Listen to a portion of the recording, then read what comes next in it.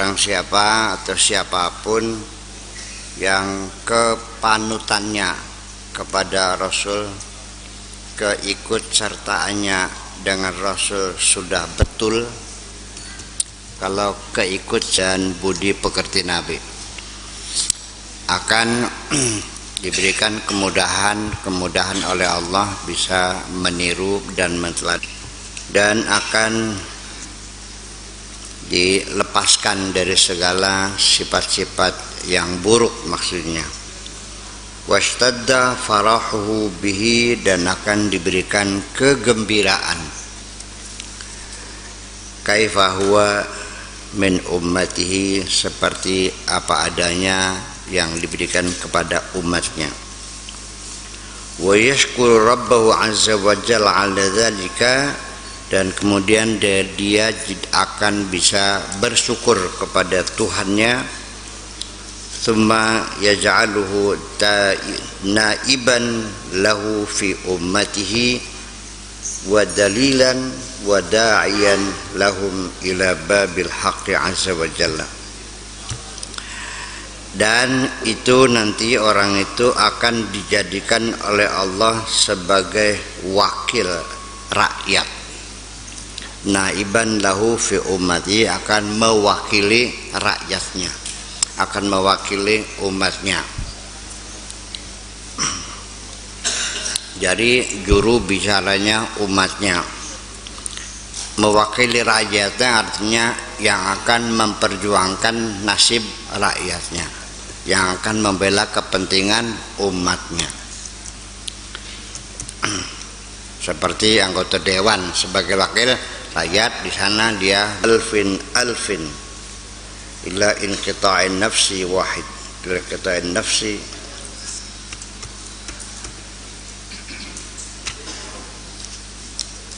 nafsil wahidah aja deh. Merupakan persentasenya 1 banding alfin itu 1000 berapa? 1000 tuh. Jadi 1/1.000.000. Jadi orang-orang yang berposisi sebagai penyambung lidah rakyat ini ya 1/1.000.000. Iya. Enggak banyak, enggak. Ya orang bener mah di dunia enggak banyak kok. Yang banyak orang yang bener. Ilan qita'in nafsi wahid, sampai artinya sampai jiwa yang terakhir terputus, maksudnya sampai kapanpun juga itu.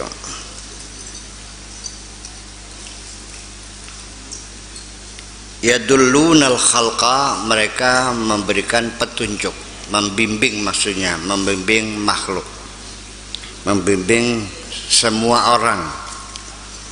Wa yasbiruna ala adahum ma'adawamin nushi lahum, dan mereka selalu bersabar sekalipun oleh umatnya banyak disakiti.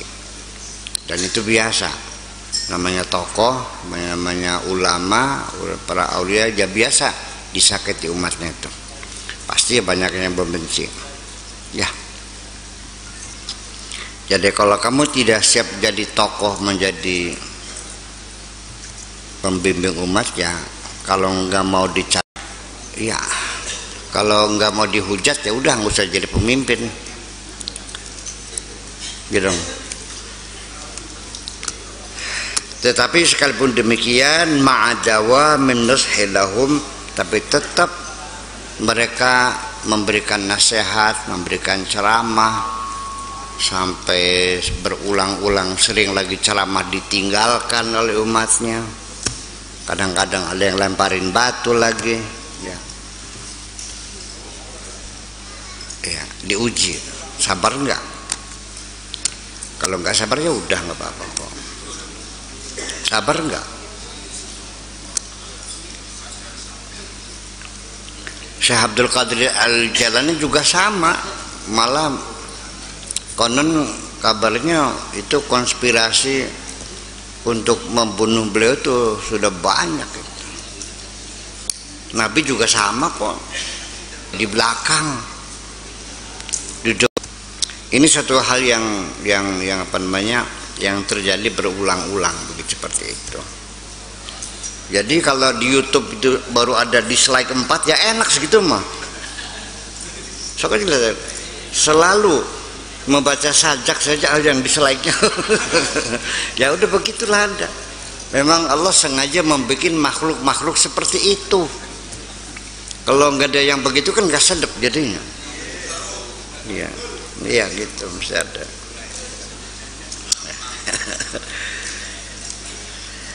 Yatabassamuna fi wujuhil munafiqin wal fusaq. Mereka tetap tersenyum di hadapan orang-orang munafik dan orang-orang fasik. Enggak cemberut, enggak marah, senyum aja kok. Senyum ini artinya sangat besar sekali. Kalau dalam pertarungan, sekalipun engkau kalah, selalu tersenyumlah di hadapan orang yang telah yang menaklukkan kamu itu. Dengan kamu tersenyum, orang yang menang itu tidak pernah merasa puas dengan kemenangannya.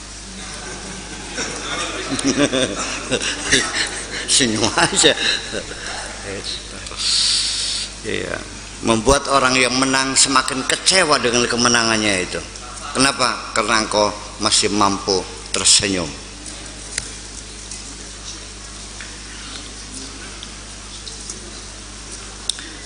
Wa yahdaluna alaihim bikulli hilatin hatta yukhallisuhum mimma hum fihi. Dan juga mereka tidak pernah kurang upaya, selalu berupaya, berusaha dengan segala macam cara. Bagaimana caranya? Bikulli hilatin hatta yukhallisuhum mimma hum fihi, sampai bisa menyelamatkan mereka dari kerusakan mereka itu. Yang bodoh dipikirin terus bagaimana cara mengajar supaya bisa pintar. Yang medit dia selalu diupayakan bagaimana orang itu supaya menjadi dermawan.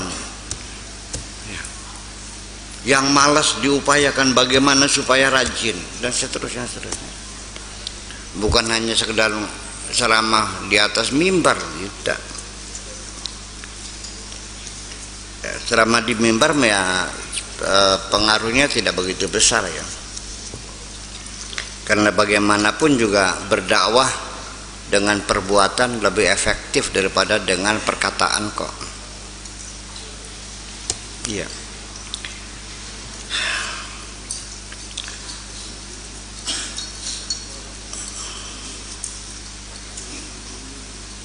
Wa yuhammiluhum, ya, wa hatta wa atafnya, wa yuhammiluhum ila babi rabbihim, atau wa yahmiluna wa yahmiluhum, dulu segala macam. Tiap hari yang terjago, sebel enggak nafsu ngeliatnya. Yadhaku fi wajihi, tahu kerusakan moralnya, dia tahu agamanya nggak benar, tahu semuanya. Wasawadi wajhi qalbihi, dan juga tahu ya seperti gitu. Pala pilih boleh ya seperti itu. Wa kasrati ghillihi wa kadrihi, dan juga dia tahu ya kepalsuannya, tahu juga kekeruhan hatinya, tahu semuanya, kebohongannya, tahu semuanya. Tapi orang arif billah selalu berpura-pura tidak tahu. Ya tetap hormat-hormat aja kok.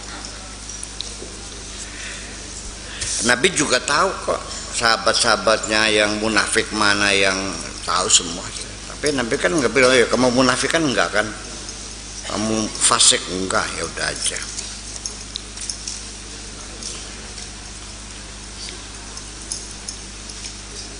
Wal fasiqu wal munafiqu yadunnani annahuma qad khafiya alaihi.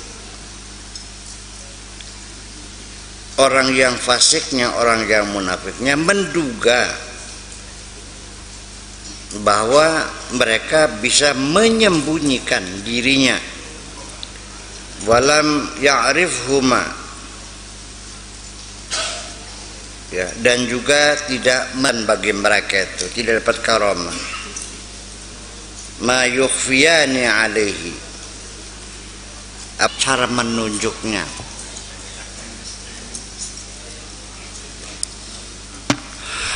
Ini nggak usah pakai ilmu dalam lah, pakai ilmu luar aja juga bisa kok. Orang kalau berpikir matanya ke atas apa ke bawah?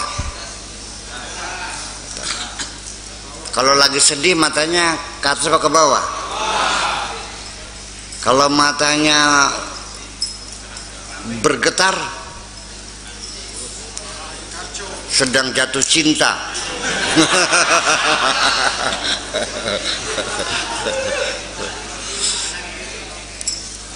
Aku juga tahu ketika ada perempuan datang menatapi wajahku, matanya bergetar, sedang jatuh cinta.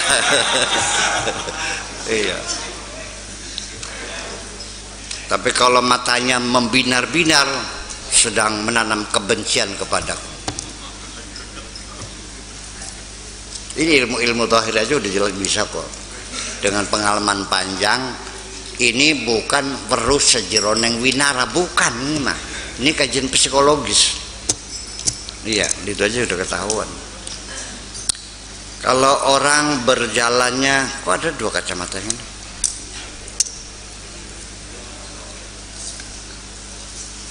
Kalau orang berjalannya melihat ke bawah, tangannya digendong ke belakang, topinya ambles, lalu jalannya tekluk, apa tuh wataknya tuh?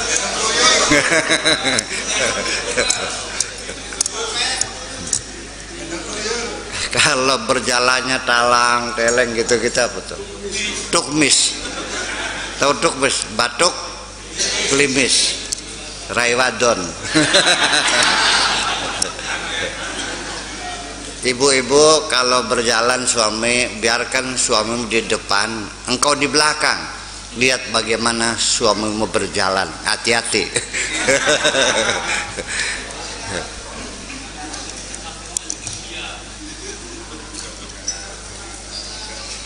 Kalau orang makannya berbunyi, apa artinya? Tukang rasani.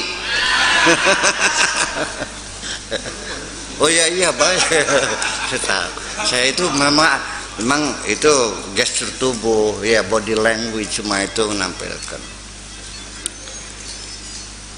Jadi dari begitu ketemu sekali aja juga udah paham, sekilas saja sudah bisa, watak orang terbaca semuanya kok. Ya, ini kan cerita, ini kan karomah para aulia kan gitu. Udah pakai ilmu zahirnya juga bisa kok, kan begitu. Satu contoh. Iya, tapi ini kan melalui perjalanan panjang, mengamati, menghayati perilaku manusia kan gitu. Saya juga sering kadang-kadang ada tamu ngomongnya begini, nomor satu, pertama kula bade silaturahmi nggih, nomor kali nyuwun barokah nggih, nomor tiga wis paham. Iya, lakinya lagi selingkuh.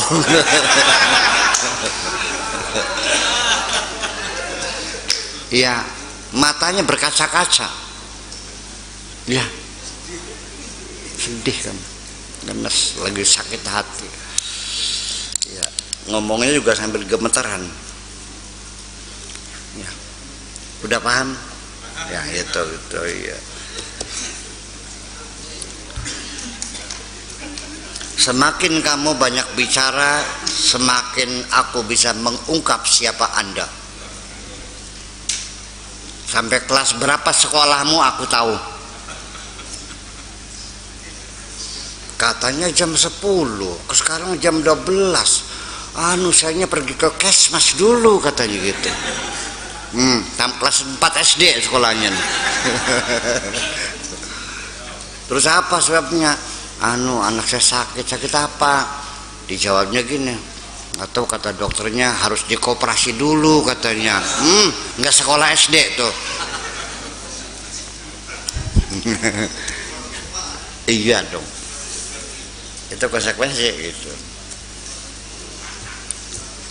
Saya sering nggak bilang universitas, persitas, seperti enggak?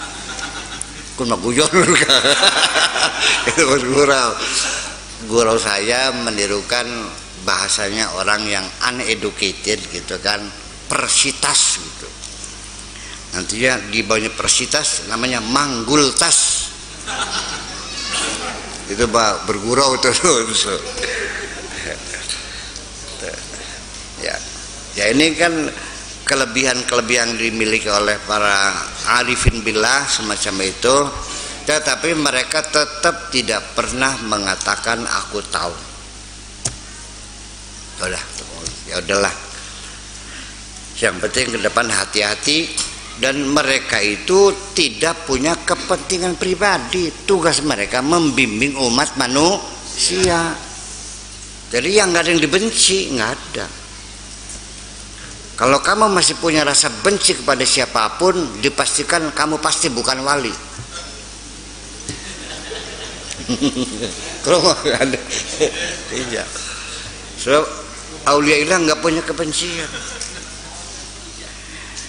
Ya para nabi, para rasul itu nggak punya kebencian, nggak punya. Ya nggak sah jadi nabinya kalau masih benci mah. Dan tidak ada dendam sama sekali. Ya, sekalipun orang itu berbuat jahat tetap didoakan. Iya. Dan dimaafkan. Para nabi rasul itu orang yang menjahatinya pun didoakan kepada Allah. Ya Allah, ampunilah mereka yang telah menyakiti diriku ini, karena aku sudah memaafkannya. Iya. Dan terus komunikasi terus dibangun, tidak pernah dihentikan, nggak ada kapoknya, terus berkomunikasi. Itu namanya fa'fu anhum wastaghfir lahum wasyawirhum fil amri. Maafkanlah mereka dan mintakan ampunan kepada Allah untuk mereka, dan terus berkomunikasi, musyawarah dibangun terus. Itu bedanya. Karena tujuannya untuk membangun umat manusia, bukan untuk mencari pribadi yang nggak ada musuh cuma. Jadi ya kalau ada orang memusuhi silakan aja. Aku benci kamu. Ku jawab aku sayang kamu.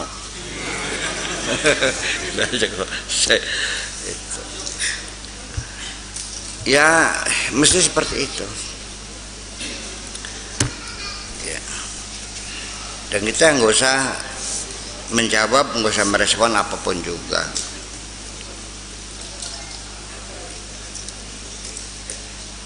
Itulah kurang lebih bagaimana perilaku. Jadi nanti ke depan ini salah satu password ya untuk memperhatikan orang ini benar atau enggak, wali atau bukan. Saya ingin mengatakan jangan pernah dikaitkan perwalian itu dengan kesaktian. Hampir gagal semuanya itu. Kalau orang menampilkan kesaktian, percayalah di ujungnya menipu kamu. Udah gitu aja. Yang bisa menggandakan uang nipu kamu. Ya, yang bisa mencarikan merah delima menipu kamu. Pedang semure sama. Pring petuk sama. Uang Brazil sama, harta karun sama.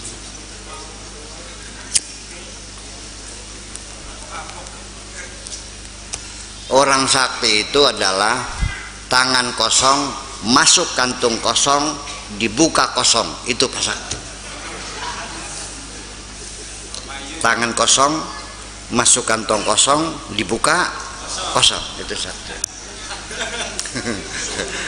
Kalau tangan kosong, masuk kantong kosong, dibuka berlian, bohong. Dah gitu aja. Iya.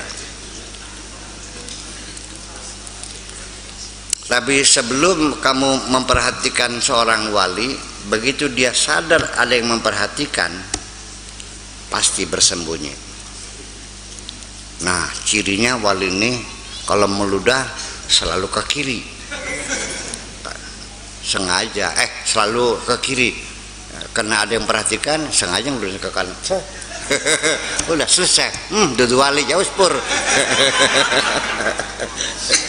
Kira-kira. Iya, jangan nggak bakalan. Tidak semudah itu. Semakin kau masang teropong, semakin tersembunyi.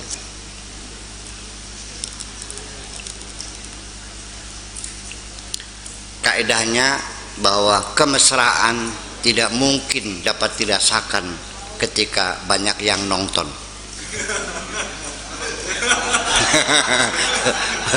Enggak, iya. Kemesraan tidak mungkin dapat dirasakan ketika banyak yang tulis. Ya pasti terganggu dong. Ya. Kamu enak gak cipokan banyak yang nonton? Yang gak enak, gimana enaknya? Kecuali kamunya jadi bintang film, malah ditonton orang banyak malah. Iya. Hati-hati aja. Oyot. Iya. Wala karamata ma yakhfiyana alaihi ya'rifuhuma bilahmihi wa nazarihi wa kalimihi wa harakatihi, bahasanya, ucapannya, wa harakatihi, dan gerakan-gerakannya. Ya, ya'rifuhuma 'inda zahirihi wa batinihi. Lahir batin udah tahu semua. Cara ngomongnya, cara bergeraknya, cara menunjuknya, cara ngebrak-ngebraknya, cara ketawanya.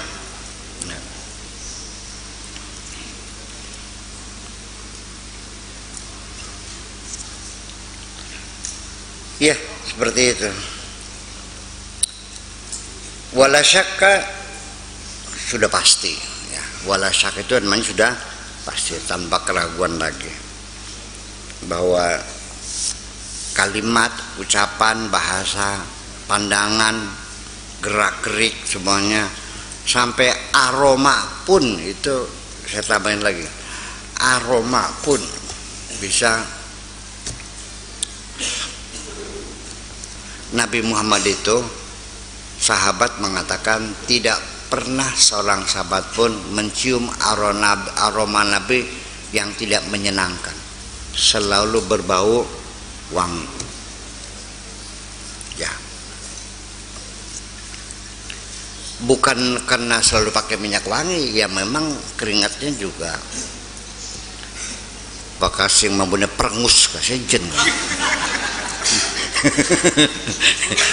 Iya, yang baunya menusuk tuh, namanya bau kecok. Biasanya keluarnya dari ketek tuh, bau kecok tuh. Ya kalau bau kecok yang pasti dia belum mandi, itu aja lah. Ya.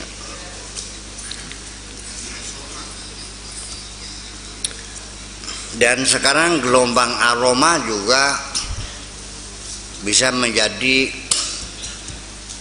alat untuk mendeteksi seseorang dari gelombang aromanya. Anjing itu punya detektor di bangusnya itu, di mulutnya itu, di hidungnya itu punya mesin detektor yang Allah yang bikin. Ya, asal ada pencuri masuk ke rumah, dia sudah mengendus saja ruangan itu, lalu dia cari, begitu ada orang yang aromanya sama langsung diserang, karena ada campur perengusnya dikit, kemudian bau sebelnya dikit, bau apa lagi, anyirnya dikit. Oh ini sih ini ya.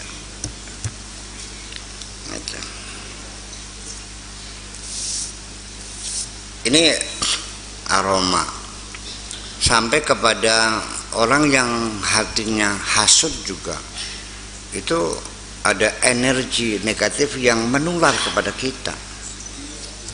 Ya, sebaiknya segera jauhkan saja, nular. Kita nggak nyaman gitu kalau dengan orang yang hasud. Yaitu orang itu orang yang tidak suka melihat kita senang. Nggak usah dilawan, udah tinggal aja, sudah nggak usah bersahabat lagi. Membuat suasana nggak nyaman aja. Kita juga begitu dalam ruangan tiba-tiba ada orang yang jiwanya hasud, wa min syarri hasidin idza hasad. Ya, kalau sedang hasilnya sedang tidur mah nggak ada masalah ya gitu juga. Tapi kalau sudah ngamuk hasilnya terasa sekali. Ya, aromanya, pembicaraannya, pandangan matanya, cara makan, cara batuk, cara napas, cara tidur, semuanya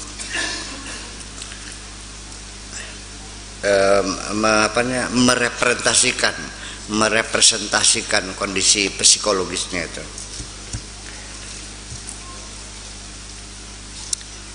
Wailakum tadhunnuna annakum tukhfuna ala siddiqin al-arifin al-alimin. Ya, celaka buat kamu. Ya.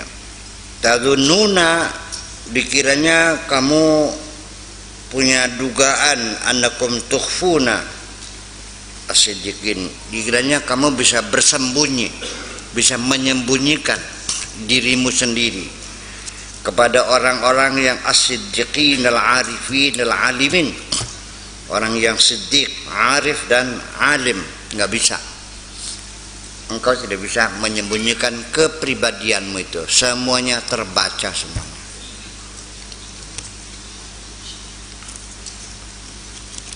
Ya, sampai orang yang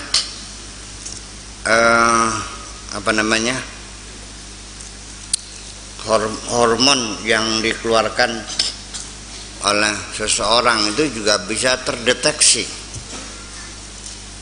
bahwa orang ini orang hiperseksual, kelihatan tuh semua itu. Ya, ini orang yang lemah syahwat, kelihatan. Bahkan kelemar kewus kan loyo gitu, dan tidak bisa disembunyikan. Sepertinya agresif, lihat cewek kayak ya gitu tuh, seperti jagoan lah, aksi banteng tenaga cacing loh.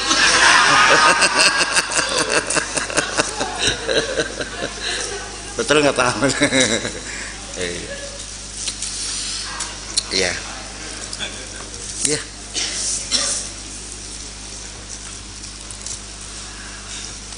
Ya akhirnya mah ya tetap aja bahwa orang yang tingkat seksualitasnya sempurna tuh atau yang perkasa tuh orang-orang ahli zikir juga kok.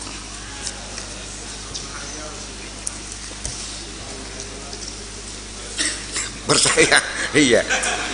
Ya kenapa ya? Karena mereka itu orang yang bisa sustainable, bisa menjaga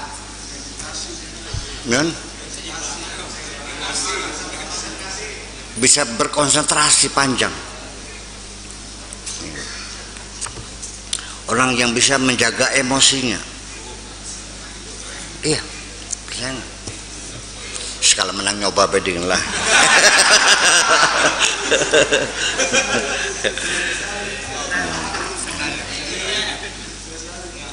Tapi ilmu semacam ini nanti kita face to face aja, empat mata aja ini. Bukan untuk umum ini.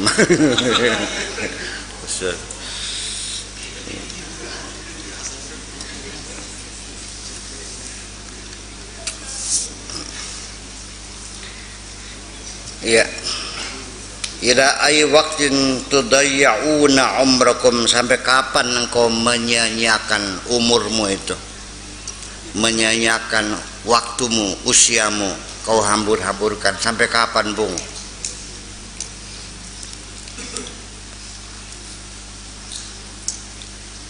Untuk apa? Fila syai', untuk sesuatu yang nihil, sesuatu yang enggak punya nilai, kau hamburkan waktu setiap hari. Iya, orang munafik, orang fasik, orang yang itulah sehari-hari waktu dibuang-buang, tidak ada manfaatnya. Ya begini aja lah caranya, metodenya. Setiap kita akan tidur, sebelum naik ke ranjang, ambil pulpen, ambil kertas, coba direkonstruksikan kembali, diingat kembali sejak bangun tidur pagi sampai akan tidur lagi malam. Sok ditulis satu persatu apa yang sudah kamu lakukan. Ternyata nol semuanya, buang waktu semuanya. Isinya rerasan, pincian, ketepelan.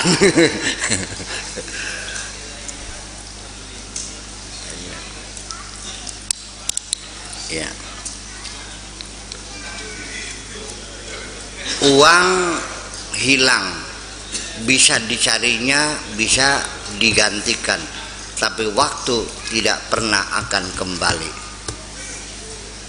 Jadi kalau kamu rugi waktu, rugi untuk selamanya.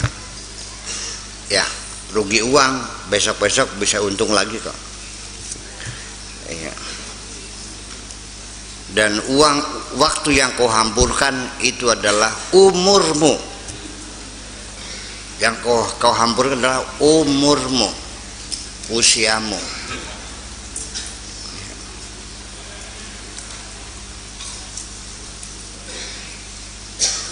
Utlubu man yadullukum ala tariqil akhirah ya dalalan anha. Orang yang lagi sesat, cari dong orang yang bisa menuntun kamu menuju jalan akhirat. Cari, dicari, dikejar, di mana adanya, sok di sana. Di Malaysia, di Jerman, di Belanda, kalian sana kejar.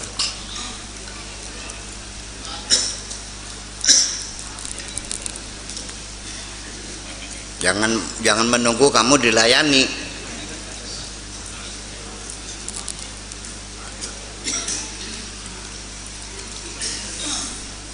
Utlubu man yadullukum ala tariqil akhirat ya dalalan anha. Wahai orang yang sesat dalam kehidupan dunia, cari dong orang yang bisa menuntun kamu menuju kebenaran itu. Dengarkan nasihatnya. Allahu Akbar alaikum ya mautal qulub. Allahu Akbar ya, makhluk-makhluk yang hatinya mati nih. Ya musyrikin, orang-orang musyrik, bil asbab. Kemusyrikan disebabkan ketergantungan hatimu kepada kausalita, asbab. Musyrik bil asbab. Kenapa orang itu disebut musyrik bil asbab? Karena ketika ada yang diyakini selain Allah yang apa saja bisa, berarti Tuhannya ada dua dong.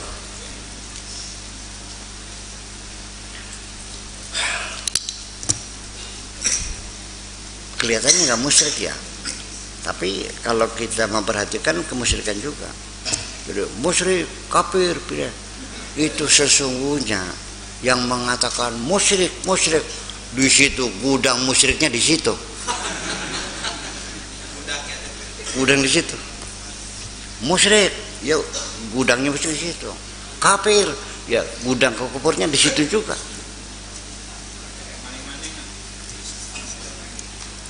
Oke. Dulu ketika saya sering ke hutan 40 hari bertapa tiap tahun. awal Dzulqa'dah sampai tanggal 10 Dzulhijjah, 40 hari. Juga banyak para ulama yang mempertanyakan gitu, mencurigai ini pakai sakur ini ajarannya apa ini? Jarang kali mengajarkan kesesatan. Nggak ada ibadah pertapaan dalam Islam tuh, gitu. Padahal sekolahnya tinggi, di luar negerinya 20 tahun belajarnya, ijazahnya sekoper segini. Ngapain ke hutan-hutan cari kesaktian gitu, ya kan gitu. Tinggal cari duit yang banyak, kemampuan tinggi, kemampuannya hebat, ngapain puasa-puasa cari duit yang banyak. Toh nanti kalau sudah duitnya banyak apa saja juga bisa kok, kata mereka begitu. Kalau duitnya banyak Pak, apa saja bisa. Ini artinya bahwa mereka yang disebut kiai itu masih meyakini selain Allah ada yang apa saja bisa. Apa namanya?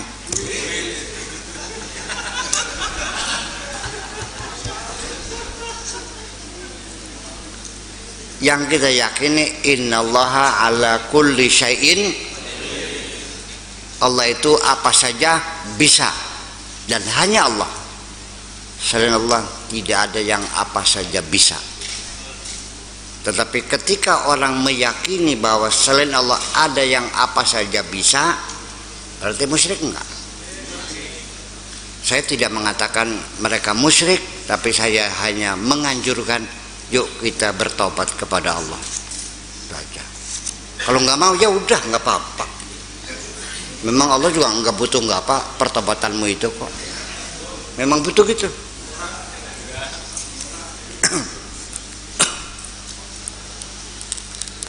Itu ya musyrikin bil asbab. Udah paham?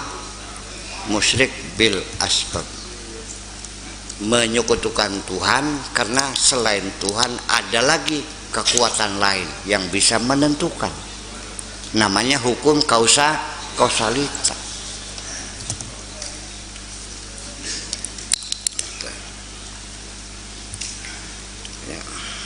Sampai-sampai Allah dipaksa dalam akidahnya, Allah dipaksa harus tunduk dengan hukum kausalitas. Dari mana logikanya orang tidur aja pengen kaya? Dari mana mungkin orang nggak sekolah kepengen pinter?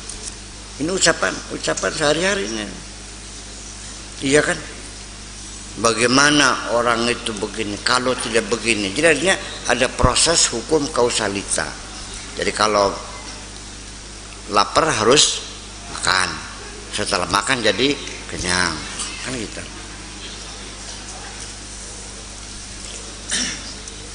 Orang bisa dihormati karena harus punya harta. Kalau nggak ada harta nggak dihormati.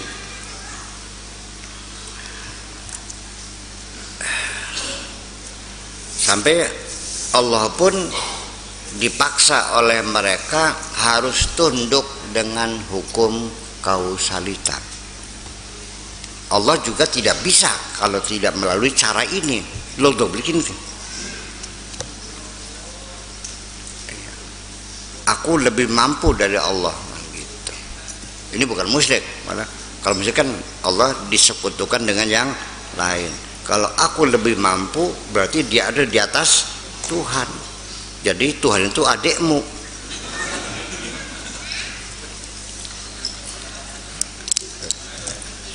Ini dalam ucapan sehari-hari.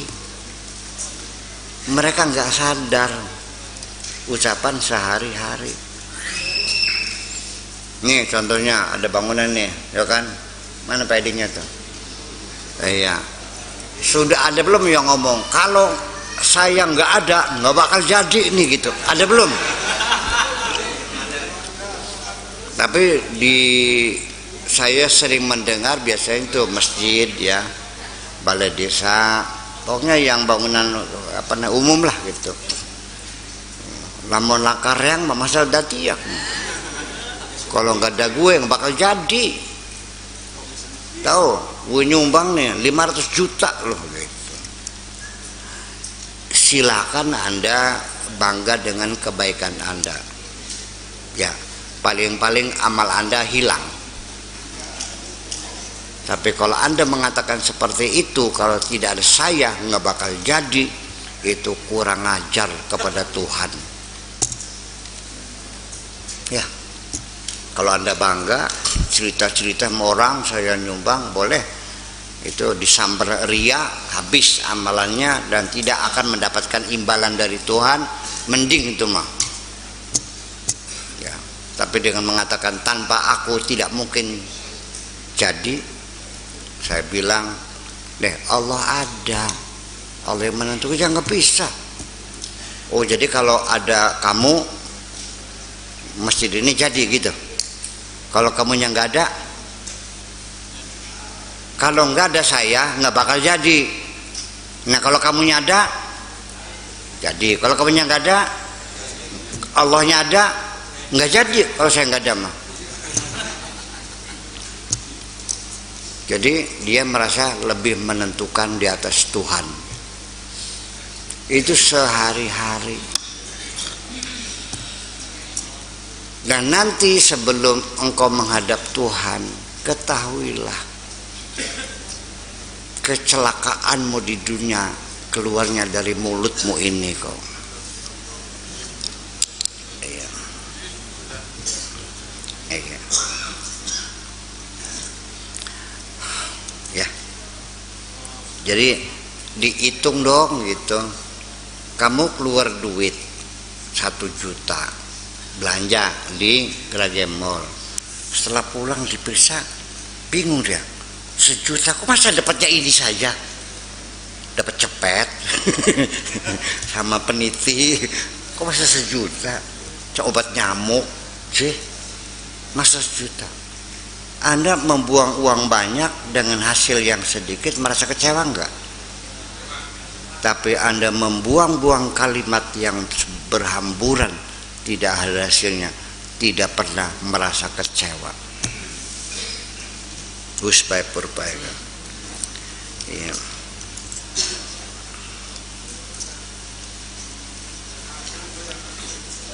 Setiap huruf, setiap kalimat yang kamu keluarkan itu berapa energi yang dikeluarkan.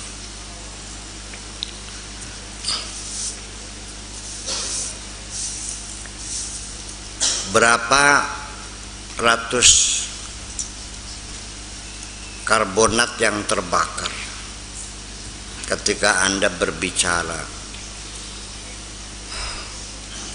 lebih banyak daripada tenaga yang kau keluarkan. Iya. Makanya ketika orang ingin punya anak, itu diperlukan menghemat suara. Kalau perlu puasa tidak bicara. Nabi Siti Maryam juga punya anak. Ini nazartu lirrahmani shauma walan ukallimal yauma insiya. Nabi Zakaria juga sama. Ayatuka alla tukalliman nasa salasa layalin sawiyya. Jadi akhirnya dicas ya, dicas kembali. Itu menjadi energi besar. Itu hubungannya dengan sperma. Kalau orang bisa mengemas suara, spermanya galas. Ya, ono. Yang nganter serobulus kan.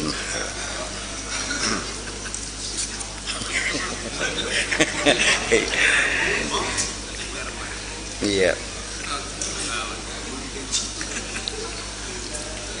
Apa hubungannya ilmu tasawuf dengan sperma? Ada. Ya kamu kan dulunya sperma juga. Iya. Jadi kalau memang spermanya kendor dulu juga peleat, ya sampai tua ya peleot-peleot. Ya kalau spermanya terengginas ya terengginas juga. Iya.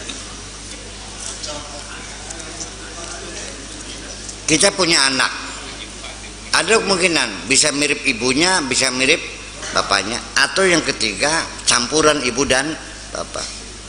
Kalau campuran berarti gairahnya seimbang.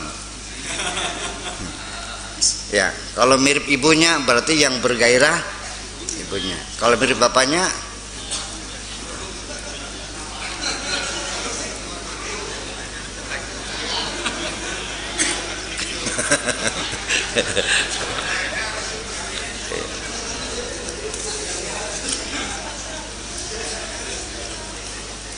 dan nanti begitu bentuk zigot itu terus berkembang, zigot ya. Zigot itu bentuknya kalau belum dalam tahapan itu sebesar bakso, itu persis kayak daging bakso. Iya. Lalu dalam pertumbuhan sel berikutnya akan membentuklah garis-garis mata, jari-jari, tangan, kaki, kepala mulai. Nah, kalau sudah berbentuk sempurna itu biasanya di usia embrio itu 4 bulan, baru di situ ditiupkan ruh kemanusiaan, ruh insaniah baru. Sebelum itu sudah ada rohnya juga sih, sudah ada di hidup, tapi kan masih ruh hayawaniyah.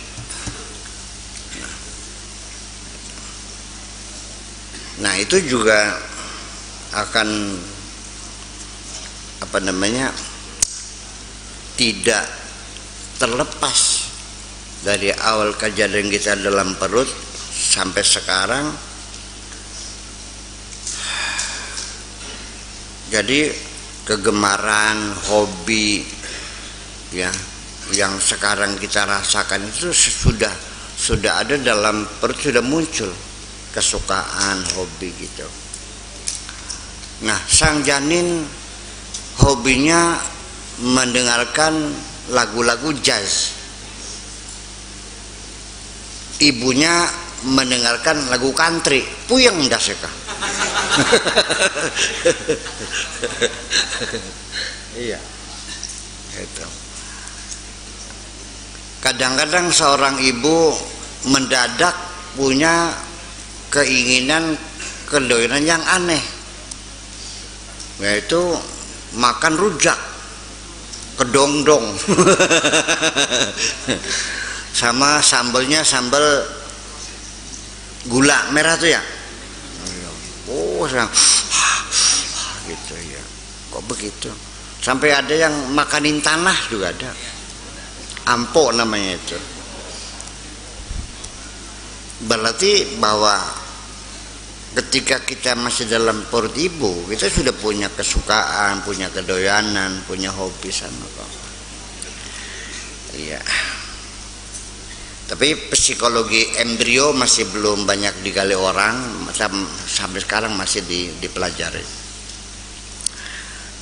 Ya, mudah-mudahan segera ditemukan, barangkali saja dengan kajian psikoembrionika nanti minimal kita bisa merekayasa ya, itu. Artinya nanti bakat dan minat itu bukan nanti setelah sekolah, tapi sejak dalam janin sudah bisa kita baca.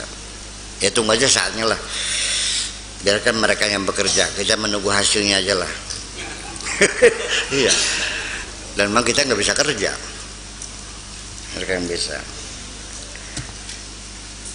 Ya uqala bil asbab, dan wahai orang-orang rasionalis yang mengandalkan otak saja dengan hukum kausalitanya,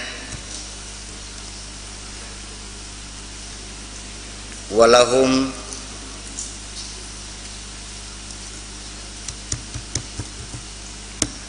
kalimatnya kan nyambung, walahum waqwahum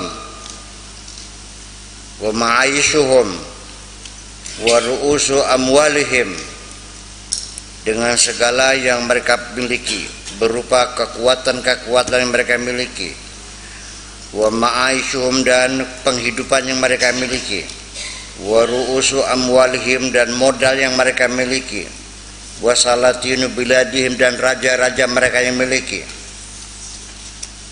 wa jihatuhum dan daerah mereka, allati yantahuna ilaiha sampai di penghujungnya, teritorialnya, daerahnya semuanya. Innahum mahjubuna anillah azza wa jalla, mereka itu orang-orang yang mahjub, yang tertutup mata hatinya, tidak bisa mengenali Allah. Ya.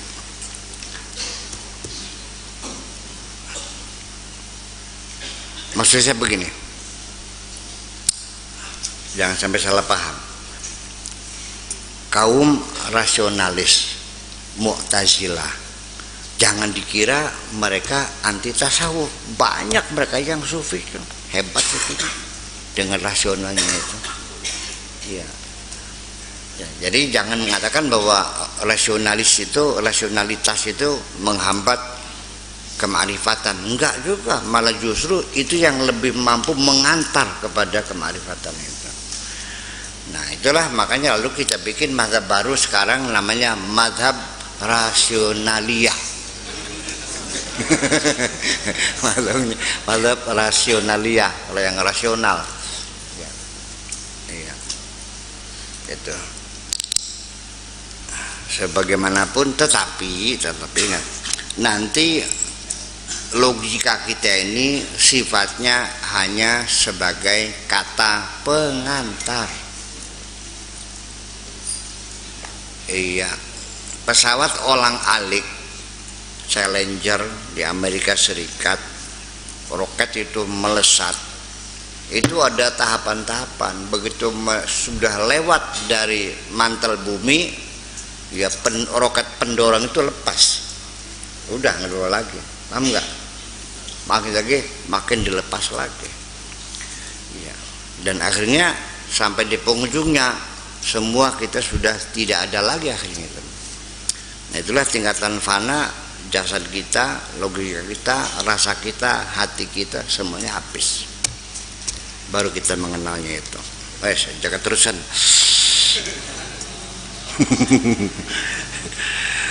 Kullu man yara ad-durra wan nafa min ghairillah azza wa jalla falaysa bi'abdin lahu.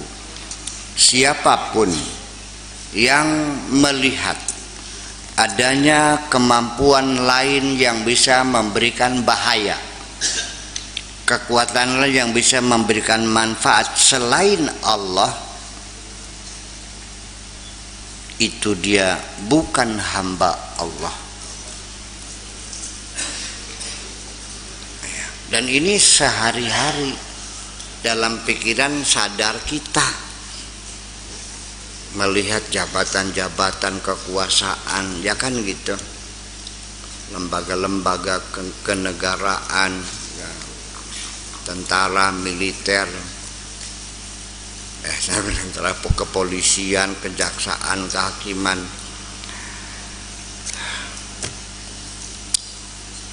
Jadi ketika seorang atasan juga paling sering seorang atasan marah kepada bawahannya karena dia selalu membangkang. Apa katanya? Sekali lagi engkau mengabaikan perintahku, ketahuilah masa depanmu ada di ujung penaku ini. Kapan saja aku bisa memutasi kamu. Hebat bukan main. Jadi artinya ya seperti itulah sehari-hari. Iya. Jadi artinya ketika kita meyakini ada sesuatu lembaga, orang, apa jerah yang kita yakini bisa kemampuan menolong kita, yang bisa menghancurkan kita, ketahui engkau sudah bukan lagi hamba Allah. Ya, Ya itu resikonya ya seperti itu. Berarti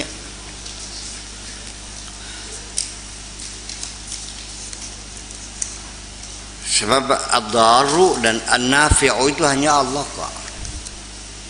Allah nggak ada. Kamu masih punya rasa takut nggak kepada selain Allah? Masih ada kan? Belajar kurangin deh, pelan-pelan aja dulu, kurang aja dulu. Nanti kalau rasa takutnya udah hilang sama sekali, kamu dianggap orang gila. Pelan-pelan aja dulu gitu. Ya minimal sebelum kita takut itu coba langkah awalnya coba lepaskan ketergantunganmu kepada siapapun. Ya. Sehingga kamu tidak takut dipecat. Kamu tidak takut disantet. Kamu tidak takut dibunuh. Iya. Itu. Nah, kalau orang sudah tidak ada yang ditakuti, hanya Allah saja, itu dapat dipastikan tidurnya pasti nyenyak dan tidak mungkin ada rasa kegelisahan. Kenapa demikian? Semua apa saja gejala kegelisahan, kekacauan, rungsing atau bad mood ya, apalagi was-was, curiga, itu semuanya yang membuat kita tidak nyaman. Binatang yang bersembunyi di belakang itu ketakutan sebetulnya. Faktor yang menentukan itu adalah takut. Makanya ketika Allah akan memberikan ujian kepada kita, yang disebutkan pertama kali adalah takut. Walanabluwannakum bisyai'in minal khaufi. Iya. Wal ju', lapar kedua. Yang pertama takut dulu. Orang kalau dalam ketakutan hidup ini nggak ada enaknya kok. Ya, perantang perinting, perantang perinting, perantang perinting. Bulu roma meremang-remang. Ketika kamu berpelukan dengan istrimu yang cantik jelita, sampai bulu romamu meremang-remang, perantang perinting, enak nggak?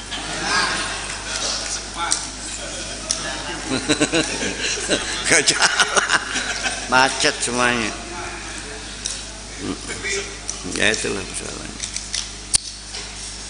Huwa abdu man ra'a dzalika minhu, dia hambanya sesuatu yang dia lihat yang bisa membahayakan dan yang bisa memberi manfaat. Apa? Atasannya, yaitulah berarti Tuhannya adalah atasannya. Kalau dia bergantung kepada atasannya, ya sampai menjilat-jilat pantatnya gitu untuk dapat jabatan, ya berarti Tuhannya atasannya. Kalau dia takut pada atasannya, takut barangkali dipecat, barangkali dimutasi, ya berarti Tuhannya atasannya. Kata Allahnya, ini bukan hambaku, sana.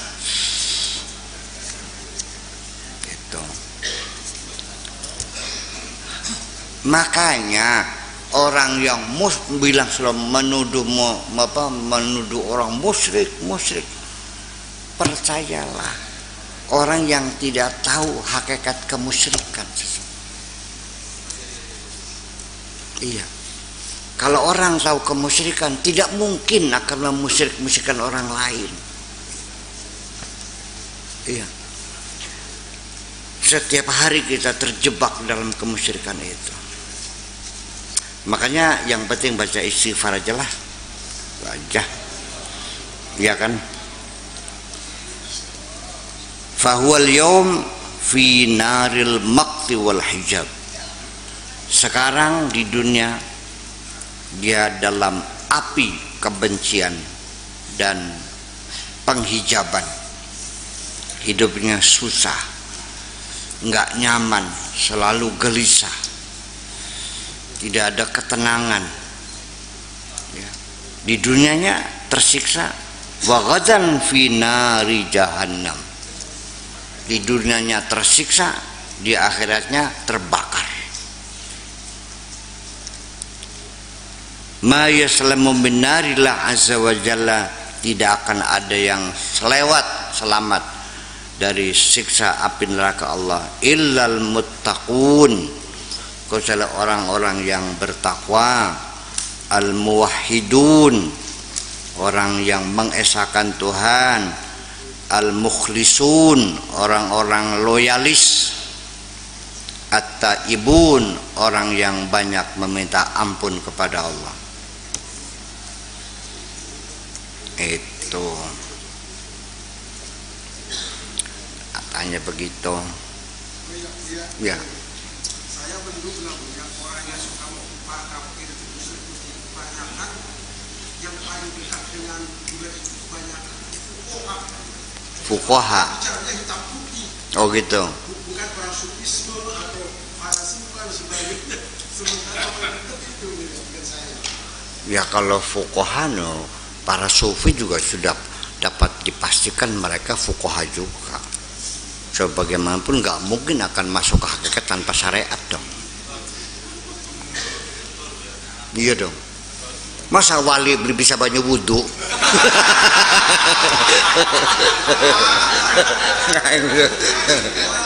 Iya. Sebatas hanya keluar sebatas fuqaha. Contoh keluar pakai sekalian atau keluar aliyah di dulu. 100% Ya begini aja. Begini, standar fuqaha menurut Anda seperti apa? Ya kalau tamatan MHS Lirboyo mah bukan fuqaha, itu mah santri. Santri fikih kan gitu.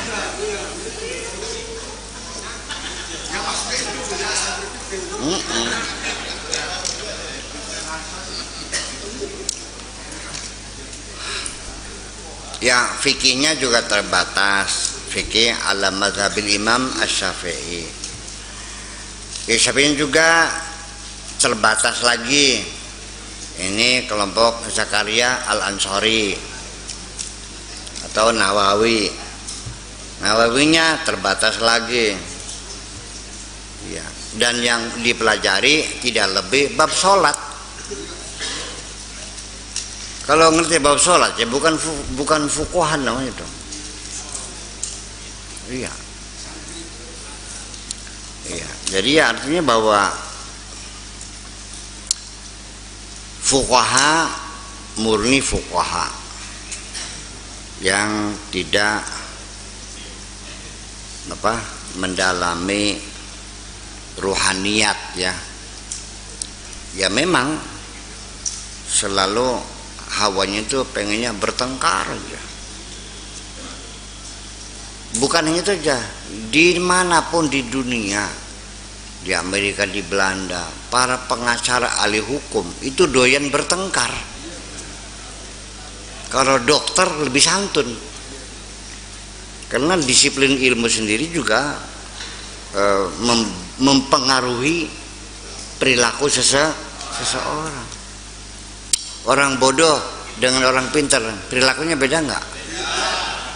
Nah, yang berilmu disiplinnya berbeda juga.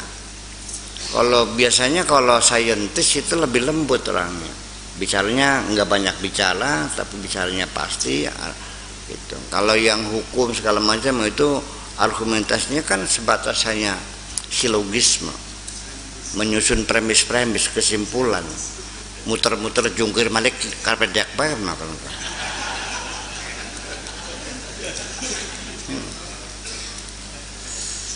Dan juga kesimpulan yang mereka ambilkan kan bukan eksperimentalis, non eksperimentalis, sekedar pendapat, diyakininya benar bahkan paling benar lalu menyalahkan orang lain. Nah, saya juga tidak mengerti ini sejak kapan orang memaksakan pendapatnya kepada orang lain. Dianggapannya pendapat saya ini adalah pendapat Tuhan. Yang ya basul masalah itu kan sering bertengkar kan, gebrak-gebrakan. dan semuanya pendapat. Oke, kita bicara lagi. Menyenggol istri, salaman sama istri, wudunya batal enggak? Batal enggak? Ada yang bilang enggak?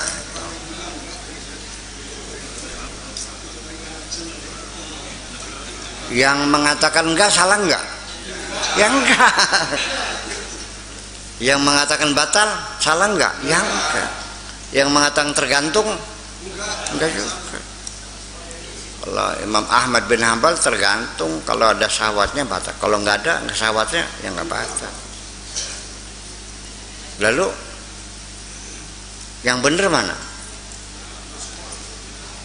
Itu cilakannya kan masing-masing mengaku paling benar, lalu akhirnya menuduh yang lain salah.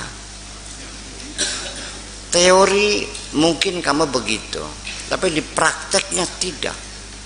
Kalau ada imam di masjid kamu di sana, habis salaman perempuan, terus tidak wudhu lagi langsung sholat, pertanyaannya dipecat nggak?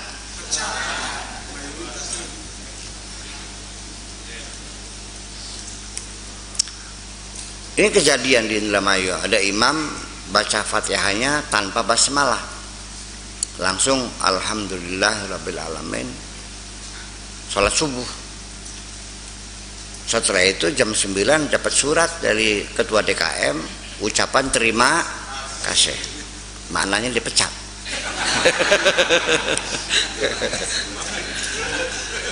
Akhirnya saya bilangnya kamu sok pinter, saya bilang itu mana?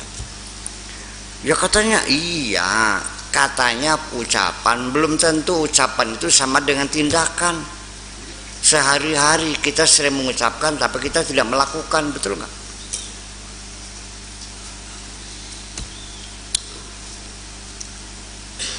Kelompok ahli sunnah wal jamaah yang diyakini punya sifat maksum siapa? Nabi. Selain Nabi ada nggak yang maksum? Imam maksum enggak? Ngomongnya kan gitu. Tapi nyatanya ketika saya mengkritisi pendapat Imam Syafi'i, masa ya Imam Syafi'i salah? Nah, marah, tersinggung sekali. Dikiranya mengkritisi itu menghina. Iya kan? Ya itulah. Jadi masa salah? Berarti jadi mengatakan mas tidak maksum, tapi diyakininya tidak mungkin salah gitu. Sama enggak tuh? Ya, sama juga. Sampai gebrak meja, pinter sirat, pinter Imam Syafi'i. Dari kita ya pinter kita. Gulet ya ayo. Iya, jadi dikiranya mengkritis itu tidak hormat. Saya ini sangat hormat sekali kepada Imam Syafi'i.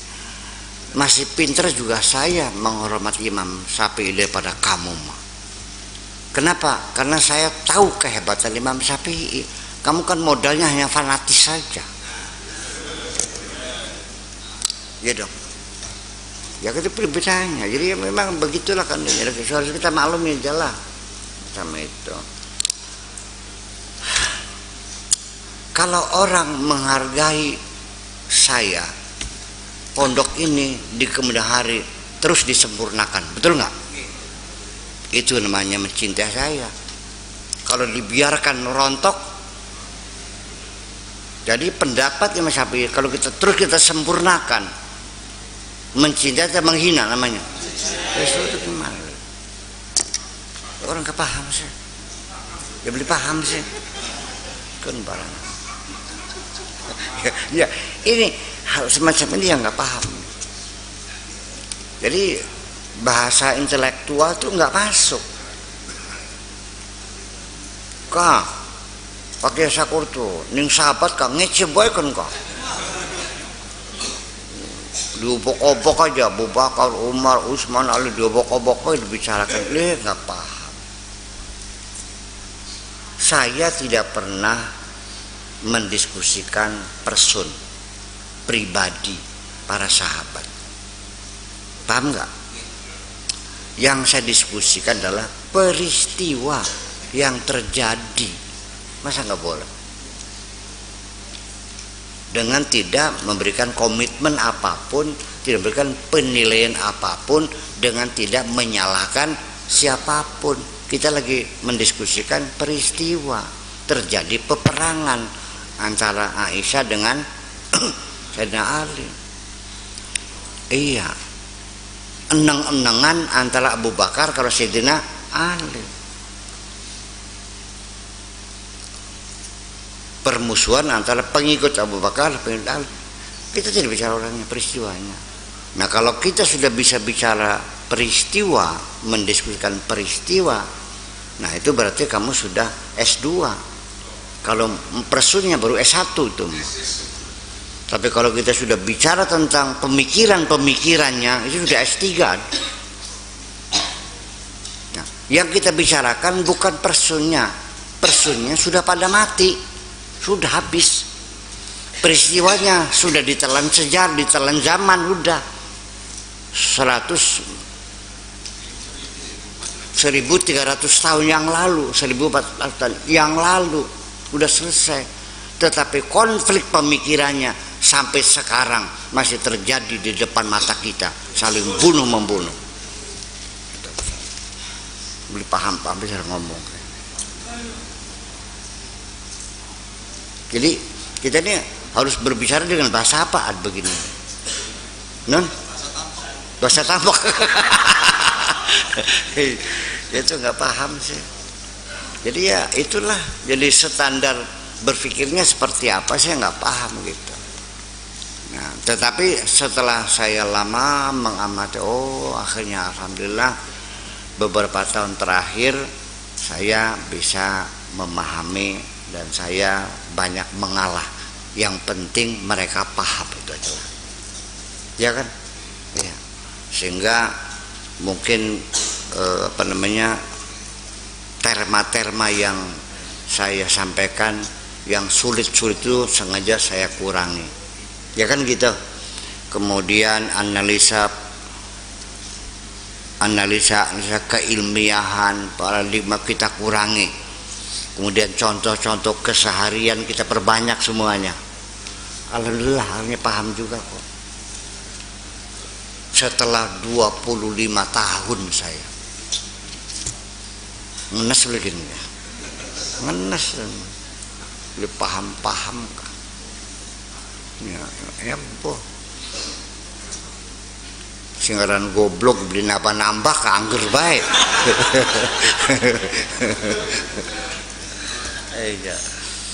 Ya artinya begini, apa yang saya alami sekarang alhamdulillah. Apa yang dihadapi Kanjeng Nabi lebih parah lagi. Pada zamannya, zaman jahiliyah, buta huruf, ya kan, belum ada apa-apa.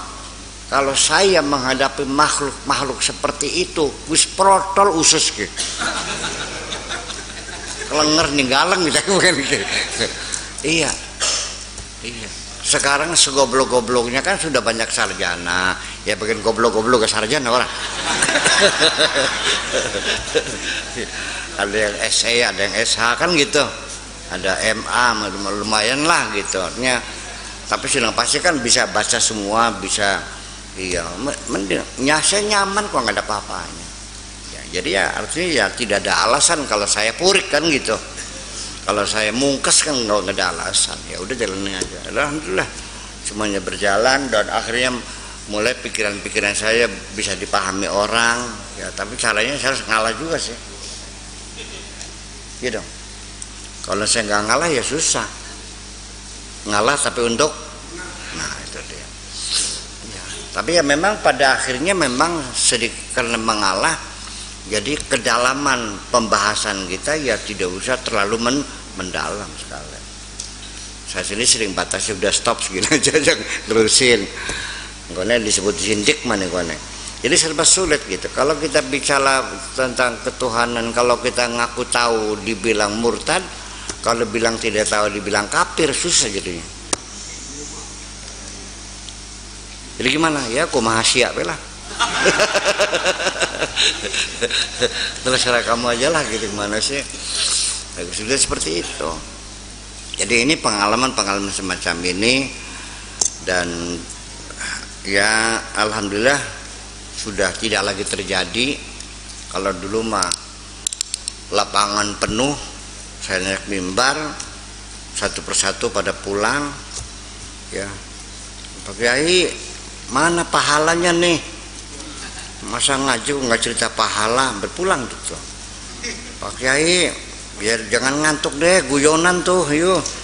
Nggak bisa berguru satu. Pak Kiai mana surganya gitu. Mereka aneh, saya ngaji nggak pernah cerita pahala, nggak pernah bahasa sorga, nggak syair-syairan, nggak lucon-luconan, pergi satu persatu. Down nggak tuh? Saya tidak.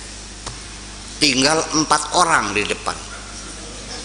Saya tanya, masih ada orang nggak? Masih. Berapa? 4? Jalan terus. Nanti kalau sudah pulang semua tinggal kursi, baru saya mudun. Saya tetap tidak beranjak sejengkal pun untuk merubah pemikiran-pemikiran manusia itu. Ya sabar dong, iya kan? Iya.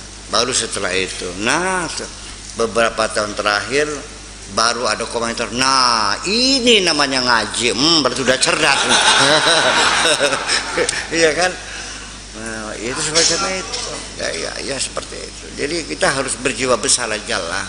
Bagaimanapun yang namanya membimbing umat tuh ya harus sabar, nggak usah mungkes gitu. Ya, tapi begini ya, pernah juga sih terpikir pikiran saya tuh, saya ini ngapain? Kalau memang saya udah gunanya, udahlah saya keluar negeri lagi aja. Saya di sana masih bisa dapat pekerjaan yang terhormat juga, ya dengan gaji besar. Saya kan bukan TKI, saya kan high skill. Ya, gaji kasih jaduka kita mah. Saya mah gajinya semintanya. Sok minta gaji berapa? Ya kan gitu. Saya batalin lagi, janganlah, berarti saya ini putus asa begini begitu, ya kan? Ya alhamdulillah itu semua juga atas bimbingan dari Allah Subhanahu wa taala, ya akhirnya ya udahlah apapun terjadi.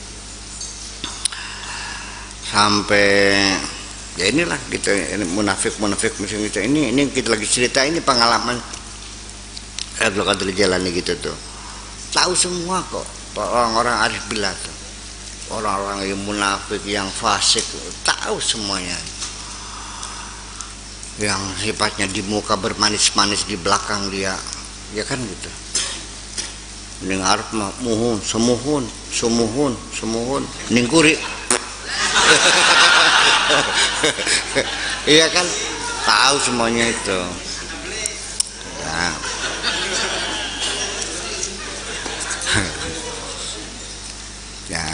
Ya tapi ya emang begitu, kita dikasih tahu oleh Allah, terus gimana ya udahlah. Tapi saya juga pernah sekali sih menegur orang yang mengupat di belakang itu, pernah sekali, dan tidak akan lagi, yang terakhir itu aja. Iya kan, kamu ngomong apa sih tadi itu di mobil dari Jakarta sampai Cirebon kok sebenarnya ngomelin saya aja tuh, ngapain sebenarnya? Belum ada HP waktu sebelumnya. Gitu ya, tapi ya itu terakhir, dan saya juga minta ampun sama Allah Subhanahu wa taala. Seharusnya tidak demikian, seharusnya tidak demikian, harusnya pura-pura tidak. Memang dalam hidup ini banyak situasi yang kita tidak ada jalan lain kecuali berpura-pura tidak tahu, ya.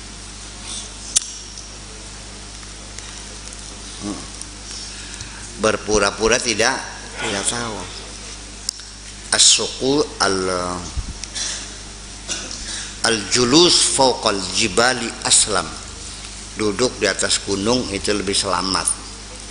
Kalau di sininya namanya berpura-pura tidak tahu. Jadi ya insyaallah kita nggak ada urusan luka. Jadi gimana? Udah terang. Yesus mah terus merep. Ya sih poho. Udah itu aja, menghindar gitu macam itu. Begini lagi, ini yang membuat kita jadi tidak nyaman ini sementara ini, dan mudah-mudahan akan berubah lah. Kita tidak nyaman ini, saya ada khawatiran juga sih, konflik horizontal yang ada di Timur Tengah itu mungkin nggak percikannya ke sini. Okay. Jadi kita mengantisipasi. Tolong kepada jamaah saya, jangan menyiram api dengan bensin. Oke, mananya apa tuh?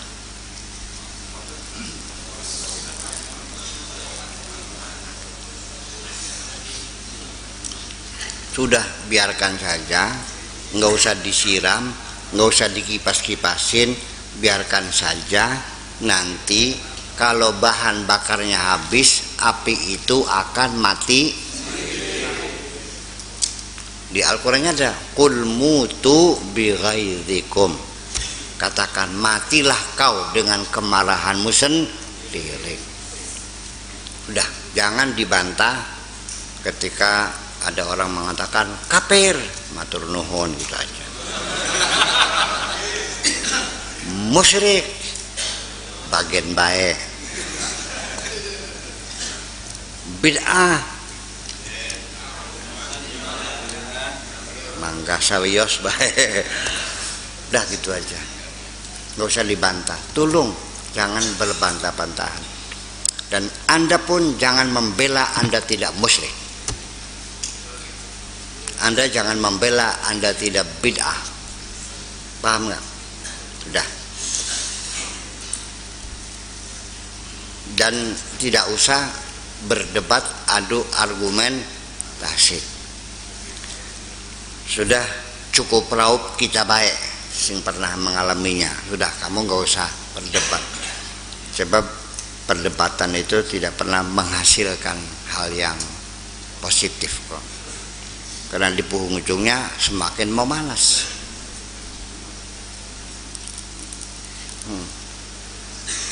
Paham nggak saya ngomong nih? Udah, tolong hindari, jangan ada pertengkaran di antara kita. Satu caranya ialah kita harus membuka pikiran kita bahwa pluralitas itu adalah satu keniscayaan. Artinya bahwa pluralitas itu adalah sebagai realita di masyarakat yang tidak bisa dihindari. Jadi gimana? Jangan memaksakan, sudah kita siap berbeda. Oke? Siap berbeda. Siap berbeda mazhab, berbeda suku, berbeda bahasa, berbeda agama, berbeda ideologi, semuanya siap. Ya, jangan memaksakan siapapun dan jangan mau dipaksa oleh siapapun. Kita hormati saja orang berbeda itu apa adanya. Kemudian dari mana datangnya pluralitas dalam masyarakat ini? Ini bukan menyangkut persoalan sosial, agama, politik, budaya saja.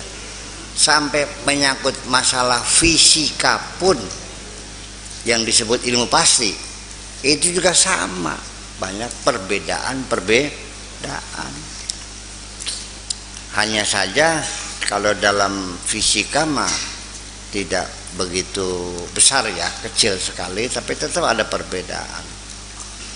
perbedaan sudut pandang.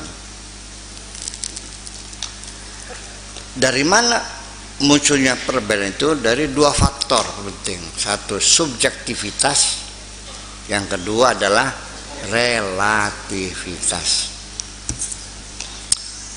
Relativitas, objek kajian kita itu relatif, kita pelakunya ini subjektif. Oke. Subjektif itu apa? Jadi subjek. ditentukan oleh apa? Jadi subjektif itu ditentukan adalah dari variabel kita sebagai pelakunya. Ketika usia kita berbeda, cara berpikir kita beda nggak? Pendidikan kita berbeda, berpikir nggak? Berbeda nggak? Suku kita berbeda, beda nggak? Agama kita berbeda, berbeda nggak? Ideologi kita berbeda, berbeda nggak? Pengalaman kita berbeda nggak? Tempat tinggal kita berbeda, berbeda nggak? Dermayu sama Pasundan nempel, tapi punya budaya yang berbeda, cara berpikirnya juga berbeda. Dalam mengelola kehidupan, mengelola penghasilan, ini skala prioritas berbeda. Orang Pasundan itu skala prioritas adalah rumah yang bagus, yang bersih, yang nyaman, pakai langsainya putih, ada kembangnya, ya kan, lantainya bersih, nyaman sekali, rumahnya bagus. Begitu masuk ke dapur, dedaunan isinya.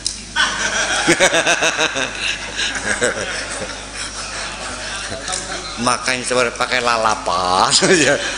Itu. Ya. Makanannya sama dengan ternaknya. Iya. Iya. Orang Pasundan tidak memanjakan lidah, tidak kok. Dengan soelan, dengan lalap, dengan sambal, cukup dengan tempe sama ikan nasi sudah selesai. Tapi kalau orang Indramayu, pertama prioritasnya badogan. Iya, iya, berfoya-foya. Makan tiap hari ayam bekakak, sambal goreng, endas manyun. Bener. Tapi rumahnya pagar bodol di rumahnya. Ya, lah itu begitu panen, dapat panen jual padi 80 juta, nanggap Oma Irama, peragat enggak? Iya, polanya berfoya-foya. Kemudian di negara-negara juga ada. Di Tunisia itu prioritasnya pakaian. Jadi kalau kita di jalan nggak bisa membedakan mana bujang mana majikan. Pakaiannya sama, mewah-mewah. Jadi uang tuh beli pakaian, penampilan. Ya, pembantu rumah tangga lipstick nggak pakai Yves Saint Laurent, coba ya kan? Matanya pakai maskara. Di sini kan istrinya bos begitu tuh. Sekarang enggak. Memang pakaian. Nah kalau di Indramayu ada tuh daerah Karangampel tuh, itu seperti kan pakainya neces-neces. Iya, pakai kelibet kumel kan. sing sawaya 40 hektar, pakaiannya biasa. Ya kan, nggak ada kemewahan kok. Saya perhatikan. Nah itu kan, nah itu kan perbedaan ya geografis, kultur sekitarnya membedakan.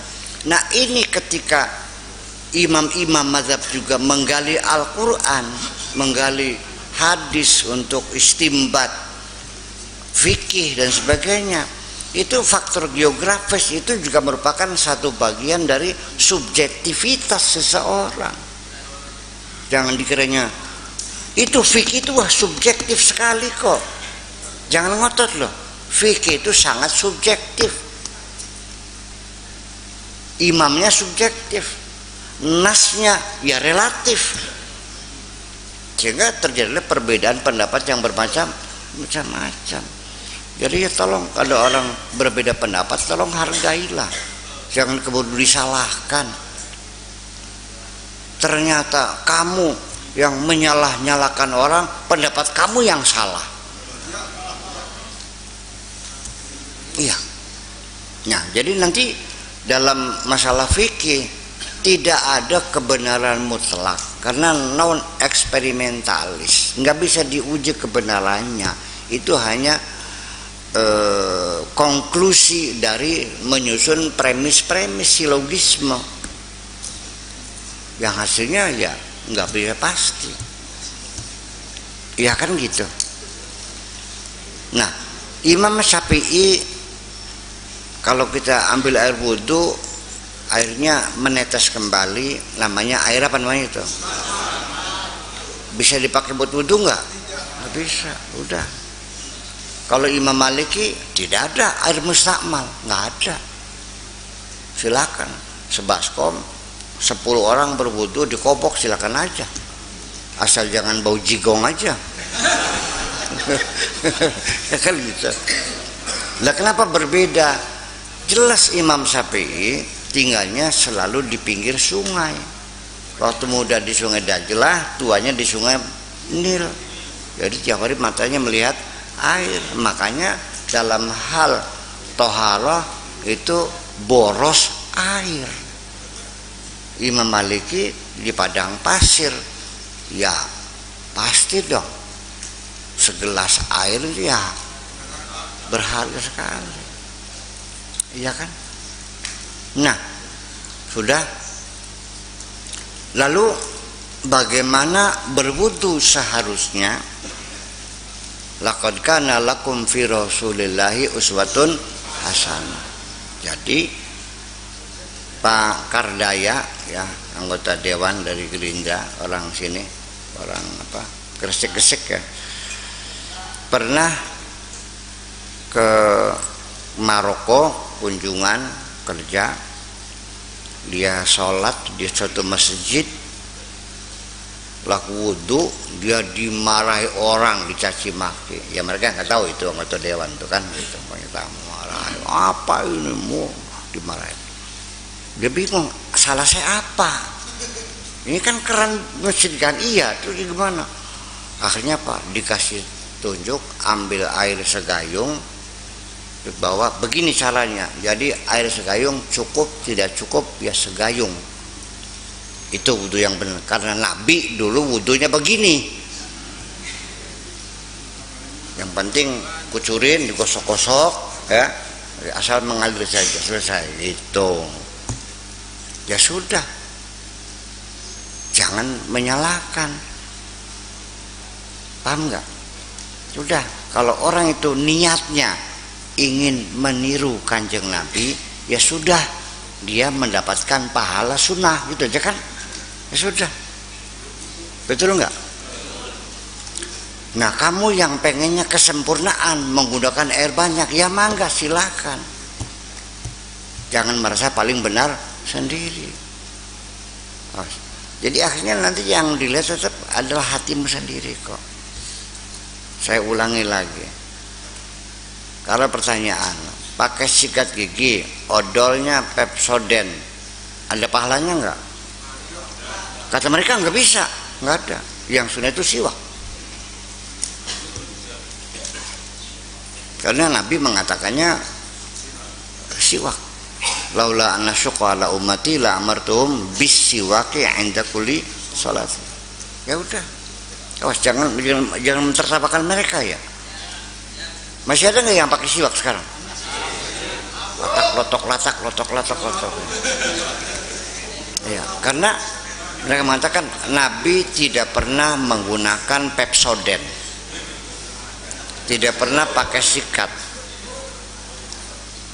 Ya sudah, tolong jangan mentertawakan mereka. Ya sudah, nyong bisa nih semono. Kalau dia niatnya meniru Kanjeng Nabi, insya Allah dibayar oleh Allah. Itu aja kok.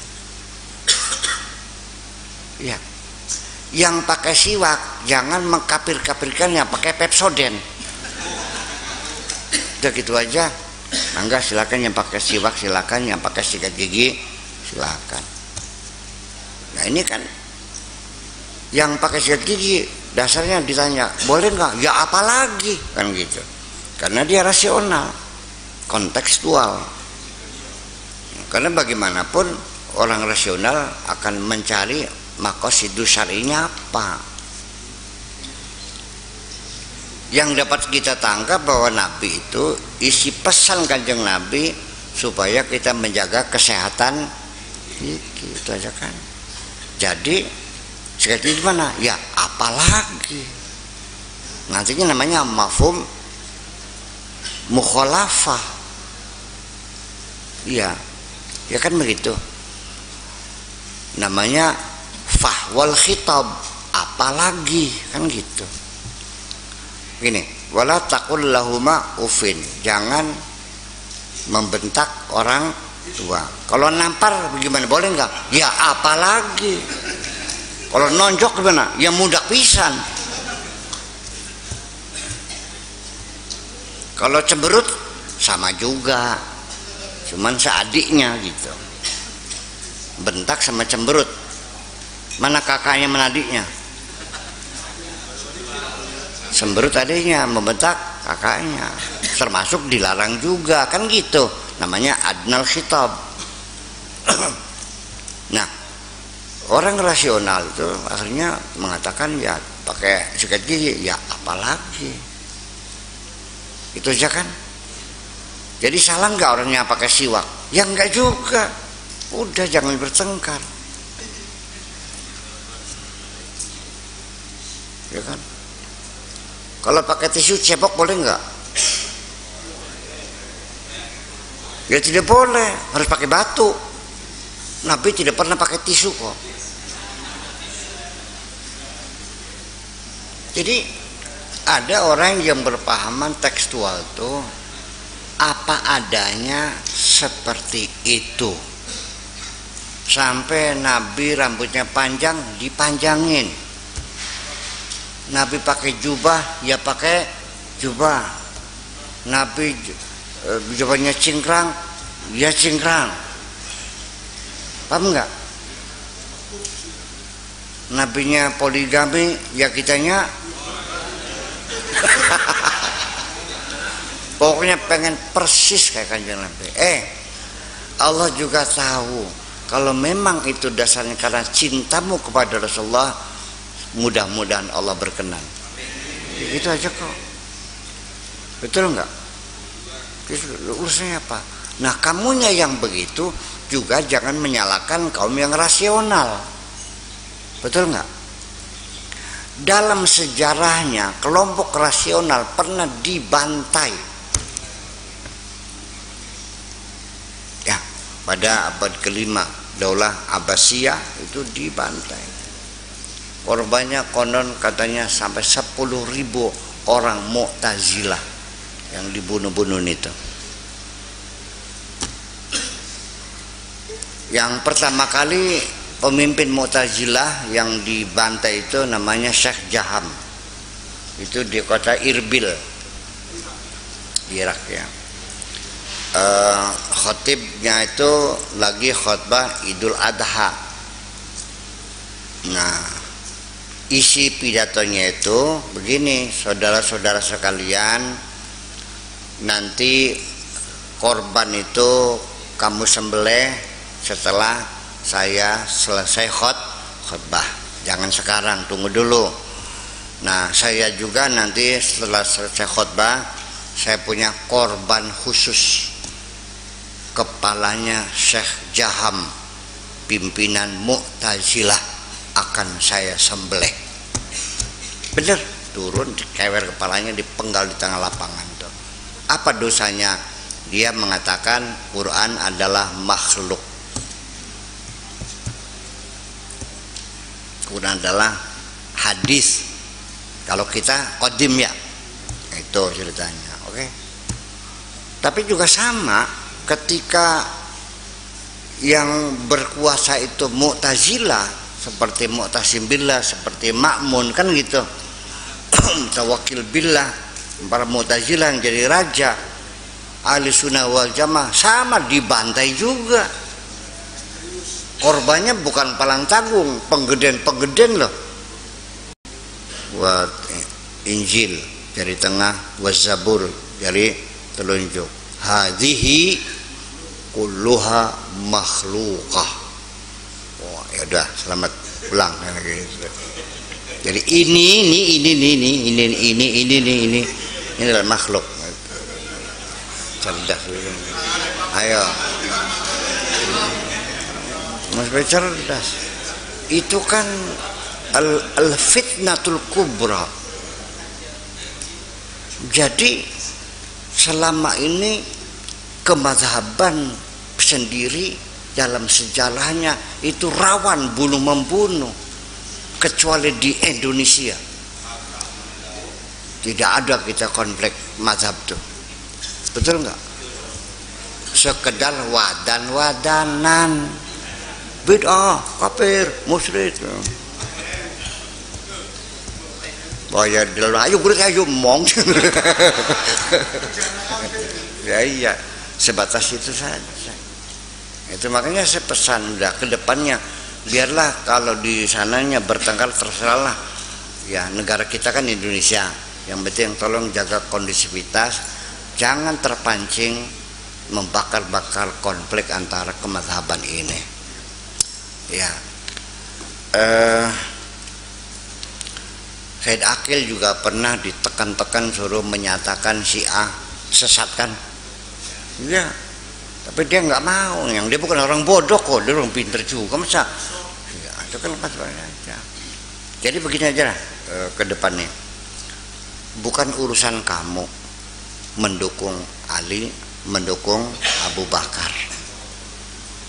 Abu Bakar sebagai kelompok Ahli Sunnah, Ali kelompok Syiah. Kader wis pada mati kabeh. Satu kader gak duduk pamanira duduk apa pun. Iya kan? Waktunya sudah 1300 tahun yang lalu, dan tempatnya nun jauh di sana di kota Mekah. Karena Mekah ke sebelah dia berungut. Ya, dan kita kebangsaan kita bangsa Indonesia sudah nggak ada urusan. Biarkan itu peristiwa sejarah hanya sebagai pelajaran bagi kita ke depan Indonesia. Jangan pernah terjadi konflik semacam itu. Ingat kata Rasulullah, al-qatil wal maqtul finnar. Yang dibunuh, yang terbunuh sama masuk neraka. Ingat. Lalu ada yang bertanya, ya Rasulullah, kenapa al-maqtul, limadzal maqtul finnar? Kenapa orang terbunuh masuk neraka? Bukankah yang membunuh? Kata Rasulullah, kedua-duanya masuk neraka. Persoalannya yang terbunuh pun punya niat ingin membunuh, cuman keduluan. Ya kan? Ya itu makanya. Jadi udahlah, tolong pesan saya kali-kali, jangan membakar api dengan bensin. Anda menghindar saja, katakan saya tidak siap bertengkar. Saya ingin negeri ini damai-damai saja, yang aman, itu saja kok. Tolong sampaikan kepada teman-teman yang di rumah. Ini pesan penting sekali gitu aja. Jangan menghinakan mazhab apapun, bahkan jangan membenci agama apapun. Nggak ada urusan. Dulu, biarkan masalah surga neraka Allah yang menentukan. Jangan kamu yang memaksakan. Betul? Wes, assalamualaikum.